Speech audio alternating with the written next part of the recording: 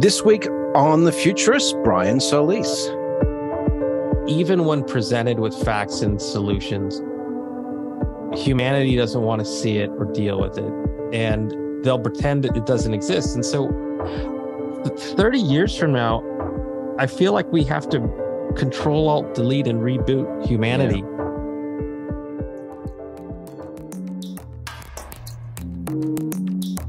Welcome back to The Futurists. I am Brett King with my co-host, Rob Tercek, in the hot seat. I just came in, we're recording this just in the midst of Hurricane Ian, isn't it, Rob? That's what it's called, the hurricane. Yeah. And I just landed at Raleigh, and I was telling Rob and Brian before I landed, it was an insane landing. So I'm glad to be here to be able to bring you this recording, because it was quite a feat. But we have quite a show for you today. We have the inimitable Brian Solis joining us, a good pal. We met more than, I think, a decade ago on the speaking circuit. And since then, became fast friends. If you don't know him, he's a Global Innovation Evangelist for Salesforce. He's an 8 times best-selling author. We had him on Breaking Banks to review his book Lifescale, which came out a couple of years ago. Continues to do very well. Really interesting book. He's a digital anthropologist. He's obviously a futurist. That's why he's on the show.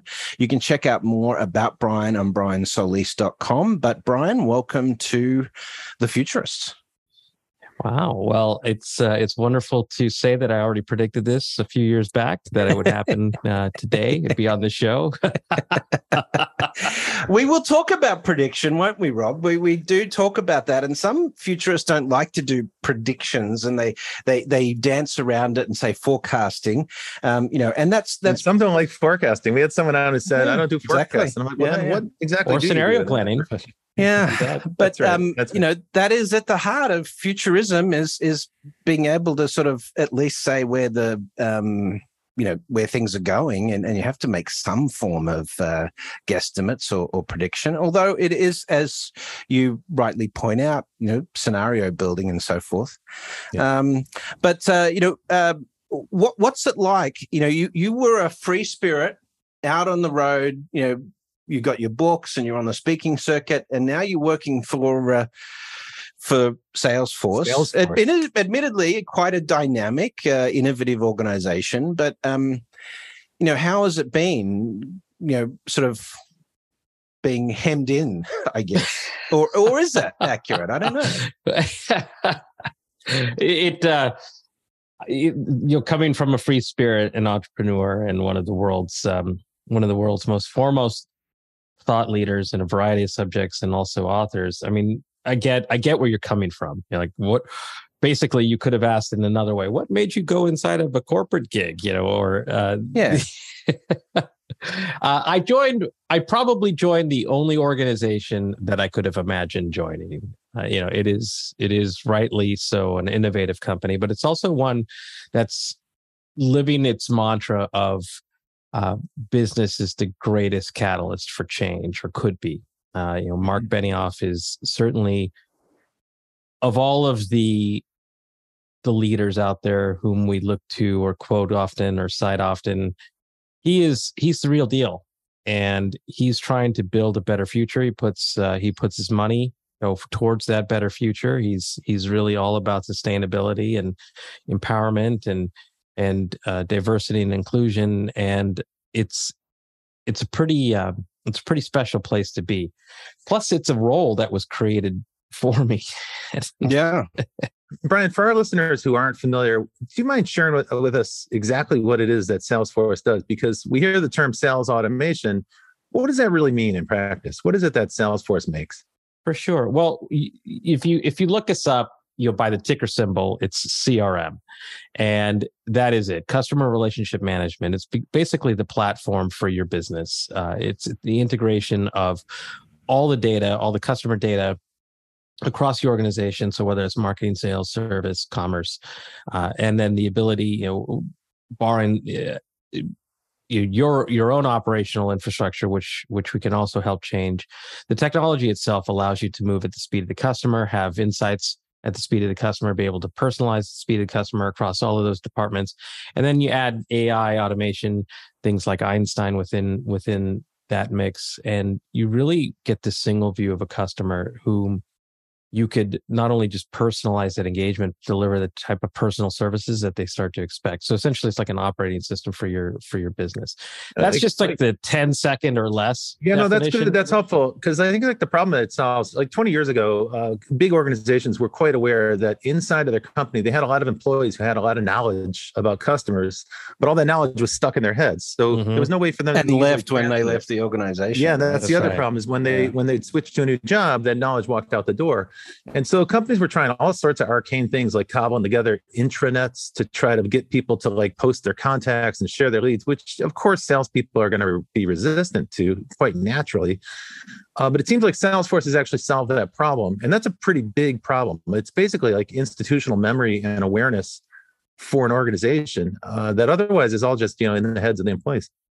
And well, also it forces the transformation of an organization. Not that we have to get stuck on this, but if you think about it, businesses for the most part, let's use the word legacy businesses, they're built upon 50, 60-year-old models that were meant to optimize the specific disciplines within the company, whether that was customer service or marketing or sales. And marketing itself, for example, is broken into 10 or 15 different organizations, whether that's email or web or what have you. And the ability to sort of bring those groups together to create a sort of this cross-functional real-time business that is of the times.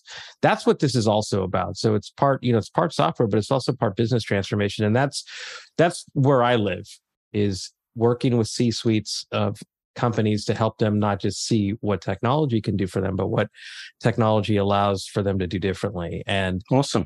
That's really that's what inspires me.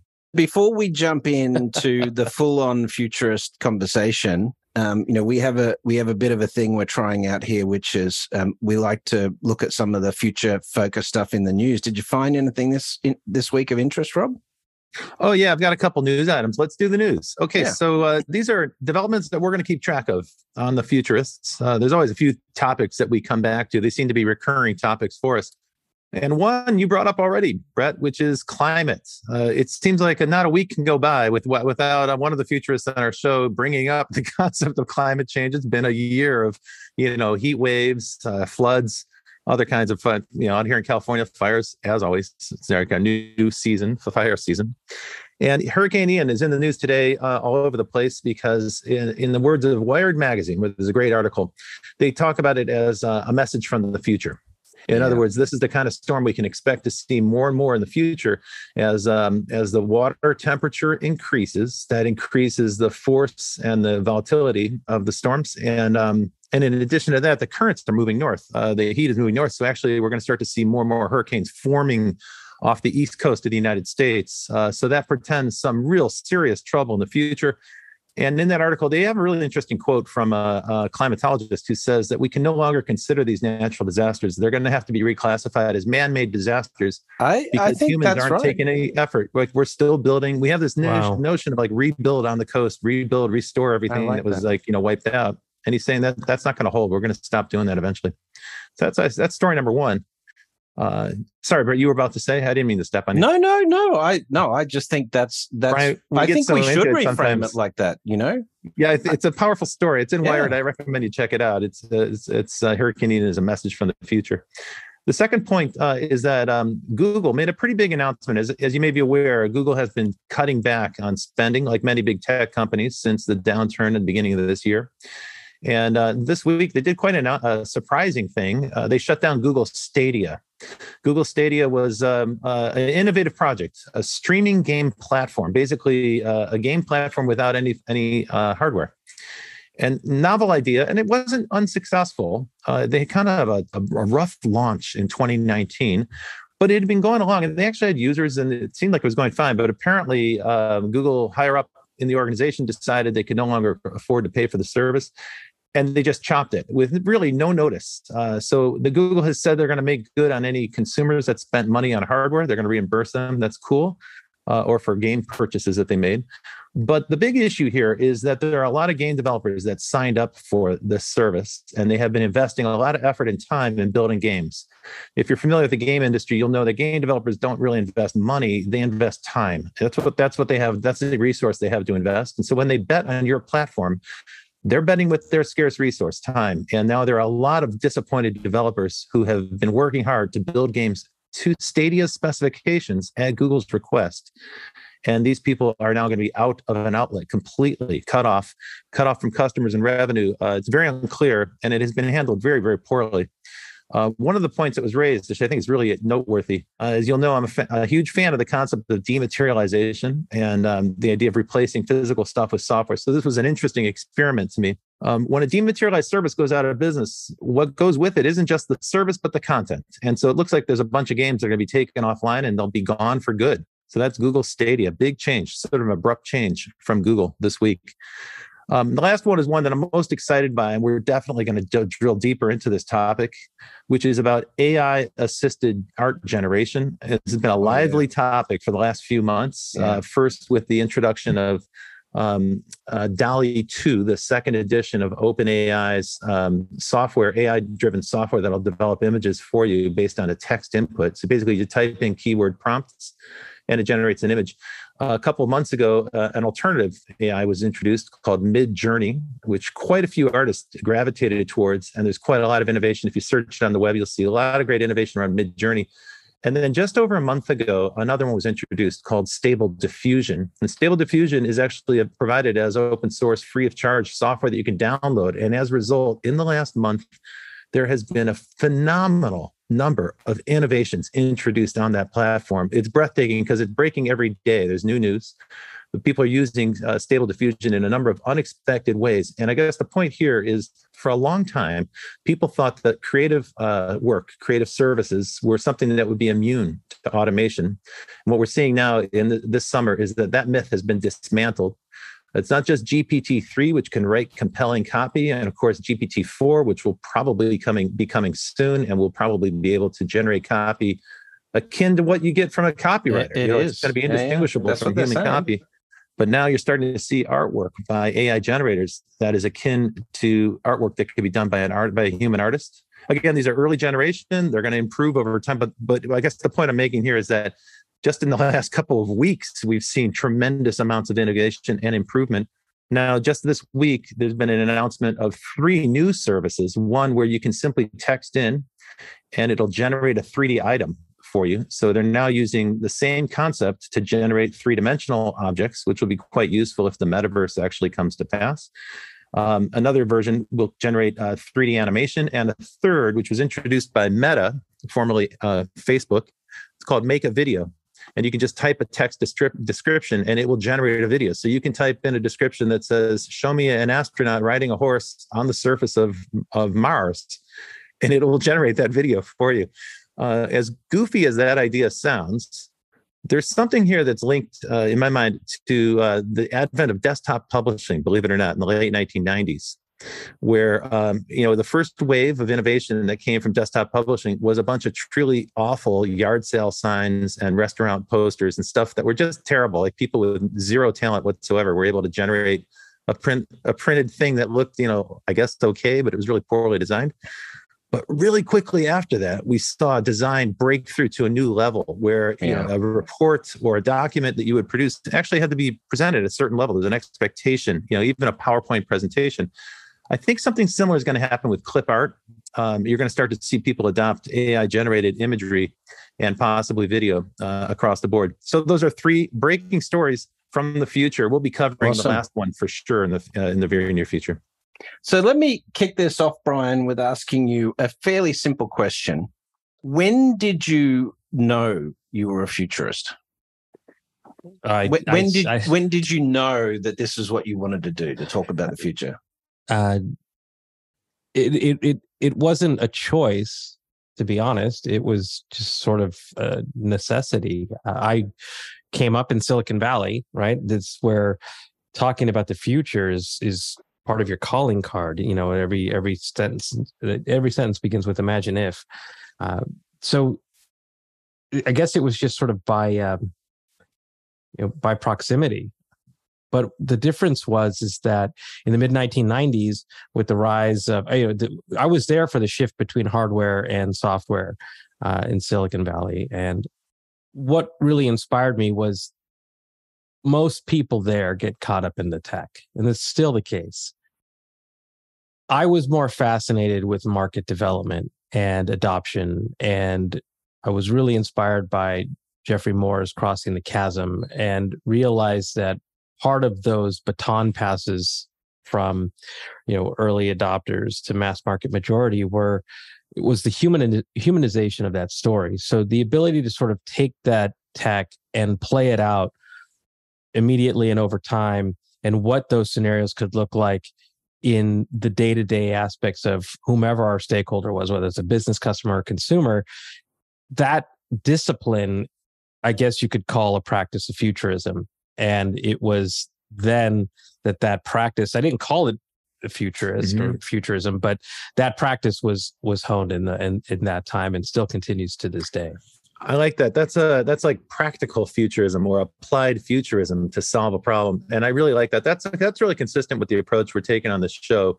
In a sense, we're trying to reclaim that word futurism because there's a lot of futurism as entertainment, fluff, kind of like, like someday this will happen. It's pretty easy to make those kinds of armchair predictions.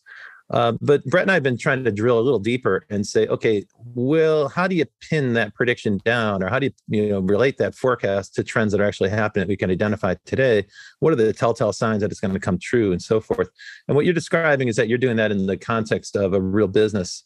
My belief is that every business needs somebody like that on their team, because the world is changing very quickly, and we need more people who are disciplined and thinking about the future. Yeah. What's your process for staying on top of this, this sort of subject matter, Brian? I could have answered that much more successfully 10 years ago. And I know you get this. I've been following your career. I've been following your books, and to watch your own story arc evolve has been sort of, I got to imagine, a reflection of the same challenge I have, which is what doesn't intrigue you. Originally, I aimed to just focus on consumer-facing technologies, and at that time it was the consumerization of the internet. It was the digitization of a lot of hardcore devices that were going to change consumer engagement and communication. So like smartphones, digital cameras, online photo sharing, which would eventually lead to the Instagrams of the world, social media. Like those things were truly fascinating. But then I started to, the more you plan outward, you start to see other factors that are going to start to reshape everything. So as Rob referred to things like AI, video and image creation, AI, artificial intelligence, RPA, robotics, those things started to fascinate me, because I knew that the direct applications would be in things that we would see every day. So I published one of the first reports on autonomous vehicles and where self-driving cars were going to go. I looked at how that technology was going to affect things like digital twins and the ability to develop intelligence, so that played out in a variety of things, of music. Hollywood wrote some of those first reports. Those things started to. I wrote some. I presented in India right before, as COVID was shutting down the world, on quantum computing. It's awesome. Too much. It's too much is the answer. And so I'm trying to reel it back in. It is quite fascinating, though, because like literally, in the past, you could follow a certain thread into the future, but like you're saying, each innovation introduces other innovations. And so it's an ever expanding cone of possibility. And if you try to follow them all, you're going to dissipate your energy. What's your methodology for staying on track? Like, how do you say this is interesting but not important? How do you filter? How do you filter? I'm filtering now around very specific things. So they have to either affect customer experience, and or they have to affect innovation, and innovation can apply to business transformation, product development, as it relates to market evolution. So I guess that's probably the best way as you can hear the dogs barking here, they really are fascinated by market evolution. Yeah, absolutely. Anytime I say that, they just go crazy. It's like all of us, your dogs are barking. But I have I've actually had to develop it into a mind map. And that mind map is what I share within our organization at Salesforce. These are all the things that I will focus on and help our customers build upon. But I could give you just a quick sampling. In the last 2 weeks, we've explored how customer evolution in terms of behaviors, expectations, preferences are going to be in what they're going to look like 18, 24, 36 months, 48 months from now, and then how the evolution of business investments in, say, each discipline, service, marketing, commerce, and overall leadership, how those are tracking towards those trends. And for the most part, they're not. This is a giant topic. One of the things I really want to get into with you is CX and consumer experience. And also, I want to talk about the flip side of that, which is consumer evolution. So why don't we do this? We're going to go to break in a minute, but before we go to break, we have this thing we like to do, which is a lightning round. That's where we're going to get a series of questions asked by my co-host, Brett King. Hey, Brett, do the lightning round, and then we'll take a break. All right. None of this is too serious, Brian. So you don't have to stress out. Like, I'm not going to ask any family secrets or anything. But let's jump in. What was the first science fiction you remember being exposed to, either on TV or via books? I think it was Edward James Burroughs. What? Yeah, the John Carter of Mars? Edgar Rice Burroughs. You mean like the John Carter books? Yeah, exactly. Yeah. We all read those. Oh my God, that's great. Yes, and also it appears to be the same thing that it's led to all of us only wearing black shirts, I guess. Yes, true.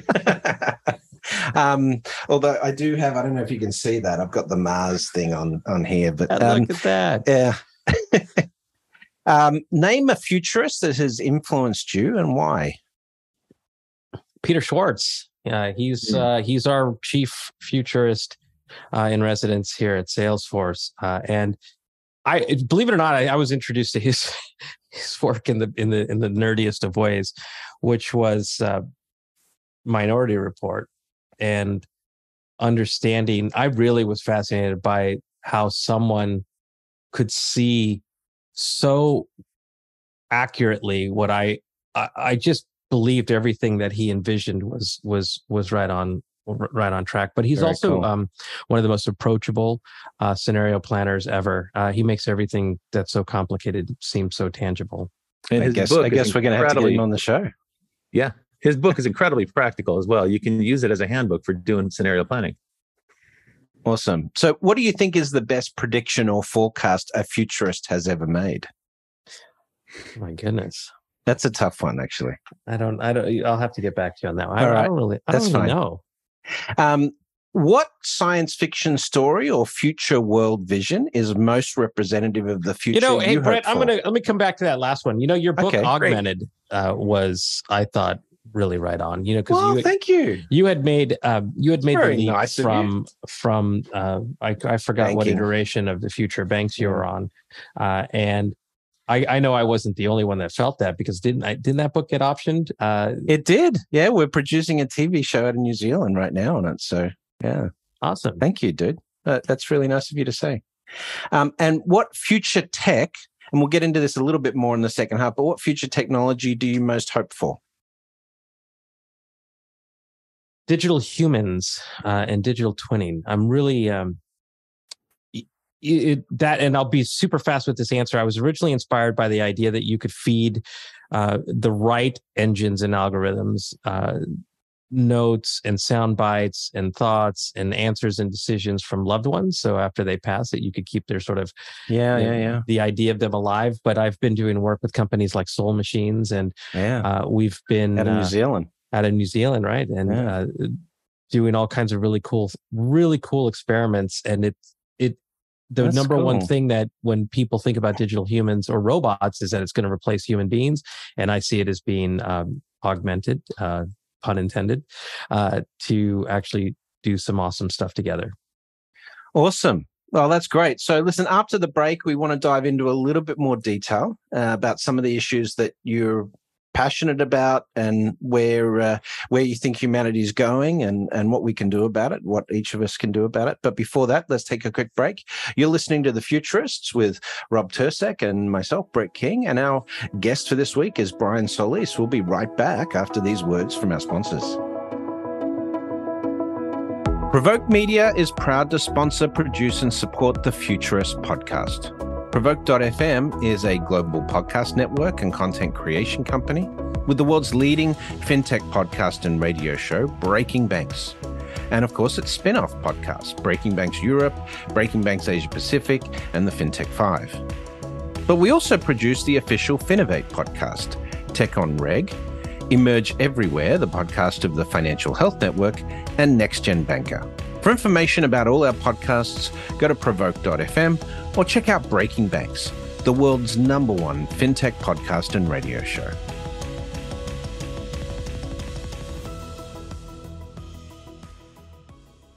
Welcome back to The Futurists. I'm Rob Tercek with co-host Brett King, and our guest this week is Brian Solis, who's been giving us a download on innovation, consumer experience, and customer evolution. We're going to continue with that conversation in a minute, but first, I want to share with you one more news item. This is all about Starlink. And as everybody knows, SpaceX's Starlink has been providing a decisive advantage to the Ukrainian army in their defense against the Russian invasion that's occurred. And what I thought I'd do today is share with you some interesting background on that might not be as well known. So last week, the Russians made an unambiguous threat to attack Starlink.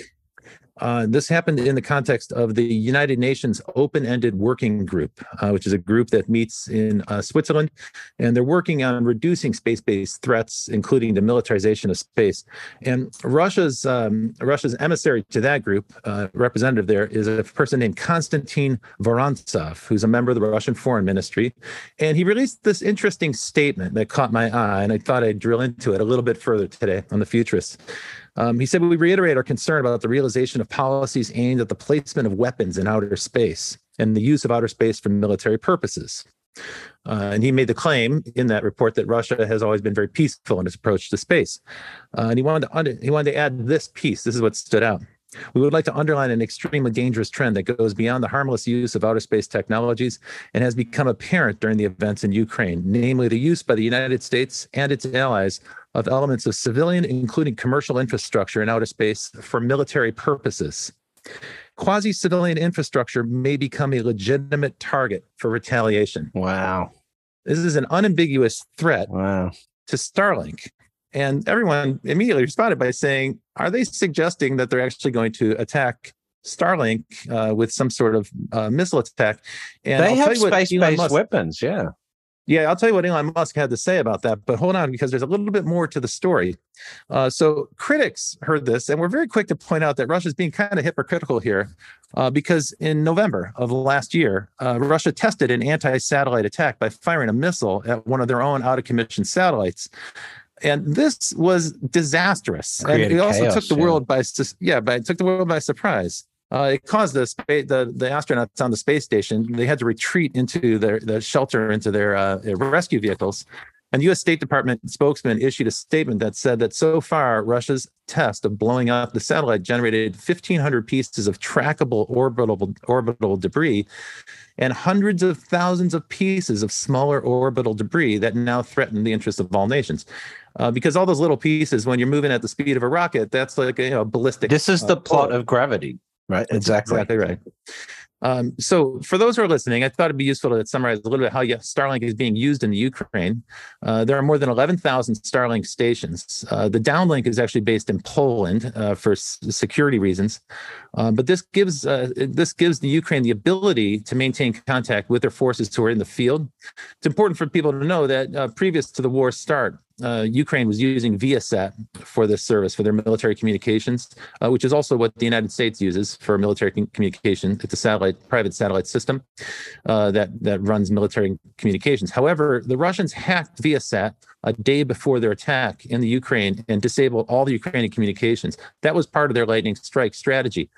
Now, what's amazing, and in a moment I'll share with you how fast Starlink was able to respond, But here are some of the ways that Starlink is being used right now. So Ukraine's aerial reconnaissance force uses Starlink to control drones. And of course, those drones have been used to knock out tanks and mobile command centers and military vehicles. But it's also used for hospitals. More than 500 hospitals and clinics have received Starlink terminals, and that helps them stay connected and online. And of course, the Ukrainian soldiers are able to communicate with their families. And I was surprised to learn that even in the Azovstal steel plant in Mariupol, which is that town that was under assault for so many weeks by the Russian army, even while they were under assault and cut off, those soldiers were still able to communicate with the Ukrainian army and with their families and with the president, President Zelensky. So for those who aren't familiar with Starlink, it is a satellite system, private system of satellites that's operated by SpaceX, Elon Musk's space company. The goal ultimately is to launch 42,000 satellites into low Earth orbit in the coming years. But they have that in 2 phases, and we're currently in the middle, about halfway through phase 1. The phase 1 launch is to put up 4,000 satellites. And right now there's just about 2,500 satellites that have been launched. But that's sufficient for them to give coverage in the Northern Hemisphere. They launched that in October of 2020. And by just 5 months later, in February 2021, they had already amassed their first 10,000 users. And it's estimated that they have about 500,000 users today. And by the end of 2022, they'll have about 1 million subscribers. Also, last week, Starlink introduced a premium tier plan. So the cost of the service is, if you subscribe to the basic tier service, it's $99 a month. And there's a $500 setup fee. But they introduced, in February of 2022, they introduced a premium plan that has a startup cost of $2,500 and then $500 a month. And for that, you get speeds up to 500 megabits per second. So that's actually pretty comparable. impressive. Yeah, comparable to for a broadband. satellite. Also, And, I just ordered one. We're only for operating Thailand. half the satellite network at this stage. So, the density of the satellites will help speed that up over time. Now, the service has degraded as they've added more users. That's quite naturally the case. But what's really remarkable is the ambition behind this project. And this is really what I wanted to drive at. Because people have heard about that and they're like, yeah, great, satellite internet. That sounds cool. For those who aren't living in the rural area or don't have like a second house in a rural area or don't ever deal with people on a farm, you might not be aware that most rural areas don't have broadband. It's just not economically viable to pull cable through the ground. And as a result, those areas are neglected. In the US, our big telcos always make the right noises politically about, universal service and universal coverage. But the reality is if you live far away, you're very unlikely to get broadband from your telco. And so Starlink is actually addressing a really important need. But on a global basis, the number of people who are far from their telco's network is actually a staggering number. And so the economics get extraordinarily interesting as you scale Starlink up. So Brian Wang at Next Big Future wrote a good piece about this, and he said, get past 5 million subs, and Starlink's service becomes profitable, and it's a pretty good business. Well, this is probably in talking about predictions in techno-socialism. I predicted Starlink is what is going to make Elon Musk the first trillionaire. Well, it's not just that, Brett. It's what's going to pay for his trip to Mars. Exactly. This is going to be the funding for it. He's been very clear about that. What I was about to say is, they're about to hit the 1 million threshold this year. If they get to 5 million, the service pays for itself. If you get to 10 million, then all of a sudden it starts to fund SpaceX itself.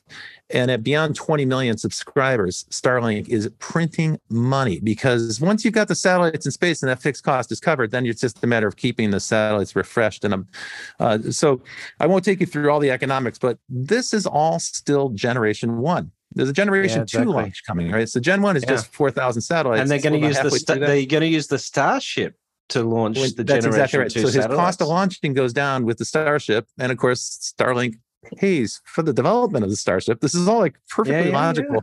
So that's generation brilliant. 2 will add 30,000 more satellites. And then that'll give them the capacity to serve 200 million global customers. These are people who otherwise can't get broadband. So at that point, they're going to be generating $2.5 trillion over a 5-year span. And that's where the revenue for the Mars mission will come from. Well, and then, I'm wearing my Mars T-shirt in support of the mission. Yeah, no doubt. This is like one of the most exciting things. It's fun to read about, right? So SpaceX was able to move satellites into Ukraine within a matter of days. So just after the invasion on February 26th, they had already been in discussion with the Ukrainian government, but just after the invasion, the foreign minister, the vice prime minister and the country's digital minister sent a tweet to Elon Musk, and that's when he authorized Starlink to start the service. 2 days after that, the first shipment of satellite dishes started to show up. So there's a brigadier general in the United States Army, Steve Butow, who runs a space portfolio at the Defense Innovation Unit, and this is what he said. The invasion happened on a Thursday, and by the next day, Elon had called together a meeting and said, I want to get Starlink up over Ukraine. By Sunday, the link was active. By Monday, 500 ground terminals showed up in the Ukraine. By Wednesday of that week, all but 25 of those terminals were alive and providing real-time data. That's commercial speed. That's amazing. So one of the things we talked about in a recent episode with Mark Pesce was how militaries are going to be affected by and having to respond to commercial innovation and commercial tech and consumer technology. This is a brilliant example of it. The Russians thought they disabled the communications for the Ukrainian army, and in fact, what they got instead was an upgrade, a massive upgrade to their service. There are, of course, a number of disadvantages to low Earth orbit satellites. Astronomers complain that they block the view of space. You can imagine that 40,000 small satellites flying around is also going to create a collision hazard. Today, overwhelmingly, the number of collision hazards that have been detected are from Starlink's 2,500 satellites that are up. And Starlink's not the only company that wants to do this.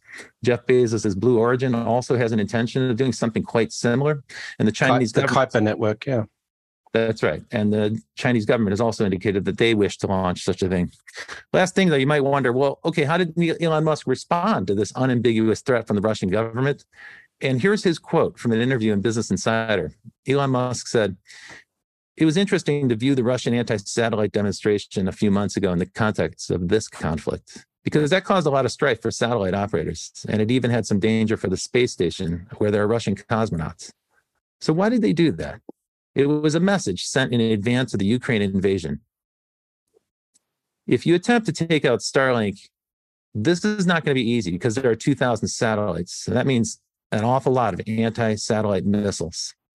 I hope we do not have to put this to the test, but I think we can launch satellites faster than they can launch anti-satellite missiles."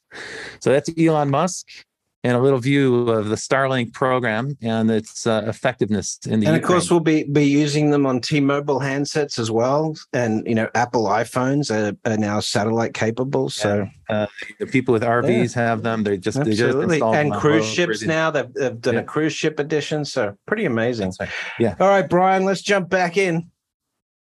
So Brian, what do you think of Elon Musk, by the way, Brian? It's hard not to admire the man. At the same time, he does probably say a little too much. Very politic when he doesn't. But I think if I'm not mistaken, a photograph that I took of him when he opened his first Tesla dealership in Menlo Park, we were all invited as nerds to celebrate his first foray into the automotive business. Picture I took of him as we were talking, I think is still his Wikipedia picture. Oh, really? Oh, cool. Right on. That's cool. I didn't know that. You mentioned a lot of people actually, believe it or not, their photograph is still. I'm looking it up right now, by the way. Let's pivot to that for a second, though. So to bring us back into the discussion we were having a minute ago, here is a very unsubtle segue back to customer experience. Tesla is actually a very good example of that. No, it really is, though, because they got rid of the dealership, right? They have showrooms where you can see all the pretty toys, but they are a non-dealership car organization. And the reason car dealerships exist and the reason they persist are for reasons that are far outside the control of the auto companies. So, Brian, when you talk about customer experience and the evolving consumer, I totally am with you. I mean, I get that the consumer is evolving, but I think big established companies are having a lot of trouble keeping up with their customer and their expectations. And this is the source of some disruption. Can you talk to me a little bit about that gap between the evolving consumer and the companies that can't evolve fast enough to meet them? One of the things that I do to put this conversation in perspective is I take a step back to humanize the words customer experience, because it's certainly one of those, like digital transformation sort of loses its meaning with every conversation. I add an apostrophe S to it. It's customer's experience. It's the customer's experience that we need to pay attention to. So how they experience something should either tell us what we need to fix, or those insights tell us what we need to create, in the Steve Jobs fashion of introducing something they didn't know they wanted, and then they can't live without it once it exists. And the reason I say that is because you tell me what customer wakes up and says, I can't wait to go to the dealership today to buy a car, or I can't wait to go to a dealership today to have my car serviced. And you'll find someone who's never going to be a Tesla customer. In reality, those experiences have sucked for a very long time. They still suck. And auto manufacturers are realizing that, especially during a time of COVID, during the chip shortage, supply chain challenges, where cars that were highly anticipated became cars that were also dramatically overpriced, because dealerships could command that price, even though the brands themselves objected to that, saying you're going to ruin the customer experience, you're going to ruin our relationship with customers, all in the sake of gouging and taking short-term profitability. And that's sort of been maybe a high level, nod to the challenges capitalism has faced in general. But with that said, when Tesla introduced an Apple-like model for direct-to-consumer engagement, the ones who stood up to fight it were the dealerships and the lobbyists who represented all franchisees and dealers, saying you can't sell a car unless you go through a franchise or dealer model. And no customer would stand up and say they're right. That's the thing that we have to consider when we're talking about the customer's experience. It isn't thrusting or forcing or imposing upon the customer the models that you have that keep you afloat or keep you thriving. It's to deliver an experience that the customer is going to love and refer and come back to and stay loyal to. And those times have changed, and they're changing fast and faster. And with every new innovation, whether it's Starlink or whether it's Tesla, or you name whatever's next, those things push the standards for experience further and further and further. And when they come back to a legacy model or a legacy experience, it feels outdated. It feels painful. It feels all of the things that create that decision in someone's mind as do I continue to put up with this? Do I continue to have a reluctant relationship with these services or these companies, or do I make the break? So why that's important, right? Our own research, and we have published this report called The State of the Connected Customer. We found that 71% of customers have tried a new brand in the last year. McKinsey's research has that pegged closer to 90%. And the reason why is for things that we've discussed, but also with this connectedness that has happened since 2020, this rapid acceleration to everybody becoming digital first, with things like Starlink empowering everybody to become digital first, you have a more connected, and then as a result, an informed or over-informed or misinformed customer. We can talk about that later. But you also have this consciousness that happens with that empowerment, which is, wow, I've never seen the world this way. Though these conveniences have changed this is fantastic. And I've and Brett's heard this a million times. I talk about that connectedness and consciousness as a form of creating an accidental narcissist, which is once people start to taste these experiences and conveniences and speed and personalization, they don't go backwards. And right. every aspect of it tells them that they should have a better experience. So with somebody that entitlement, somebody said to me, the consumer has gone from being empowered to entitled. And that's a really scary thought, right? For marketers, like, whoa, I've got to please this impossible customer. I've had the experience myself. I have a BMW and I love it. I've always loved BMWs. I like the way they handle. But I'm also aware that Tesla has been doing software upgrades over the air for 10 years without any kind of glitch. And I'm stunned. Next month, I take delivery of my Tesla, by the way. Good for you. You still got to take your car back to the dealership for a software upgrade if it's not a Tesla. And this is astonishing to me because anyone who's got a smartphone, of course, has been used to getting over the air this thing for 15 and your years. PC, same. But these companies act like they're working, in a vacuum, as if the consumer doesn't have that experience of that smartphone, and they are unable to grok the fact that the consumer is getting conditioned. Every time they use Spotify or every time they use, an app like Netflix, they're getting conditioned to getting satisfaction immediately on whatever device they want. And then, of course, your bank, or let's say your healthcare company, yeah, they've got a mobile app, but it always feels like they're kind of just going through the motions, because the mobile app doesn't actually get you the answer you need, and you still have to show up in person. And I find that this is like the biggest blind spot these companies have, is that they're unaware their consumers have multiple experiences, all of which are better than their mobile presence. How do you help a company like that, Brian? I mean, that must be a golden opportunity to give free advice out to companies. I wrote this earlier. I'm just trying to see if I could find it. It said, when I need service, I hope a chatbot is available. Said no customer ever.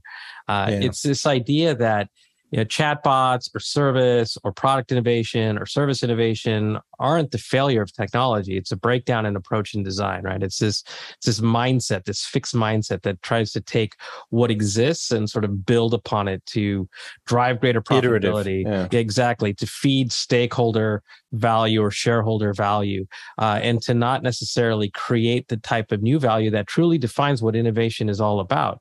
And that requires new models, new thinking, new ROI formulas, and none of that is impossible. It's just that people don't want to break from the status quo because it's not the world that they know. They're so successful in the iteration part that there really is no incentive. Yet, no company that's ever been disrupted, and I'll say this, just with carelessness, which is, no company that ever got disrupted did so because they intentionally prioritized customer experience. Yeah. Right?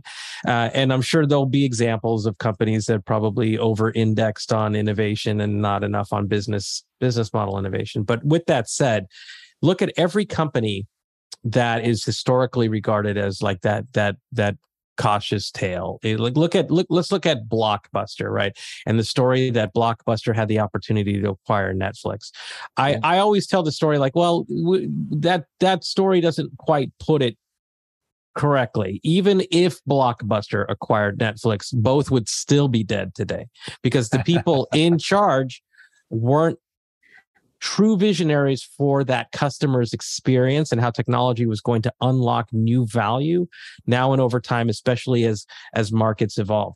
It was constantly on squeezing blood from a stone in new and different ways. And that's really the challenge that people have. So last but not least, the answer to your question is it a golden opportunity? Absolutely. But that means that I have had to you can't practice futurism in a scenario like that. You have to practice psychology and social sciences and understand how.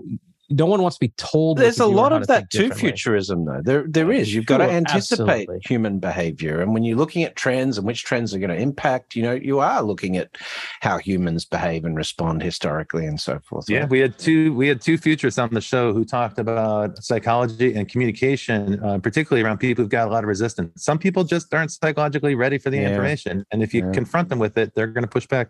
Well, like on that thought, So roll with me here. This is actually where I believe that, and I'm sure you'll hear it from others, why I love Peter Schwartz and his ability is just Minority Report is just one of the many fascinating things that this man can do incredibly well.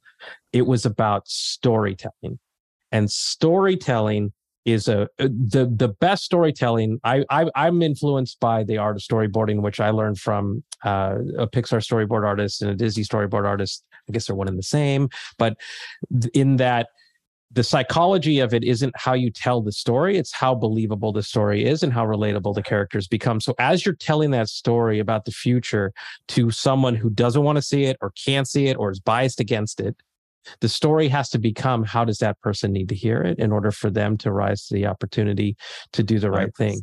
And if they do not, then we have to talk about whether they're the right person for the job. Absolutely. Well, listen, Brian, to wrap this up, we like to go full futurist, okay? So here's what I want you to do. I want you to think 30, 50 years out, there's no limit on this.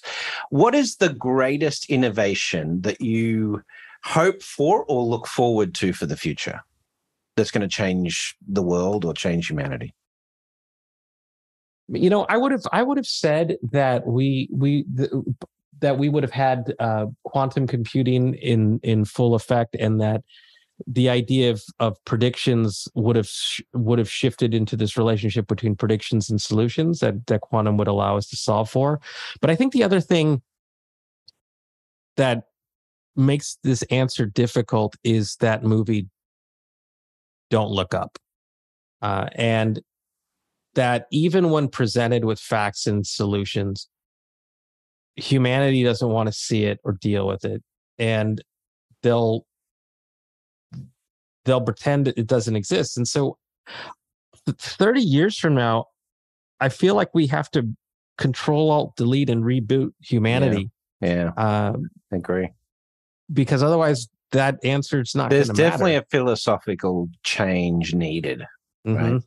One that is humanity first rather than, markets and capitalism first. But listen, I know we've run out of time, Brian. A couple of things before we go. First of all, happy anniversary. Congratulations to you and your wife. I know that's what's coming up next. And secondly, I speak on behalf of Robert and myself, and I hope he doesn't mind this, but we've really enjoyed having you on the show. Would you ever consider coming back as a co-host? Oh, well, does that mean I get to spend more time with you guys? Absolutely. Yeah, it would be my honor. Absolutely. I mean, apart from the obvious scheduling problems, it'd be great to have you back on. You've been an absolute delight. Pleasure. We consider you part of the team. So thank you again. That's it for this week on The Futurist, guys. If you want to check out Brian Solis, you go to briansolis.com. That's www.briansolis.com, and you can read more about his profile and his books and his work and so forth. But if you like the show, don't forget to leave us a review, post it on Twitter or social media, wherever you can you hang out. Leave us a review on iTunes or wherever it is, Podcaster, Stitcher, Spotify, wherever you listen to the show. And don't forget to let us know your suggestions of who you would like to hear from on The Futurist next. But that's it for this week. We will be back with another episode, of course, next week. You can guarantee it. And we'll see you in the future. Well, that's it for The Futurists this week. If you like the show, we sure hope you did. Please subscribe and share it with the people in your community.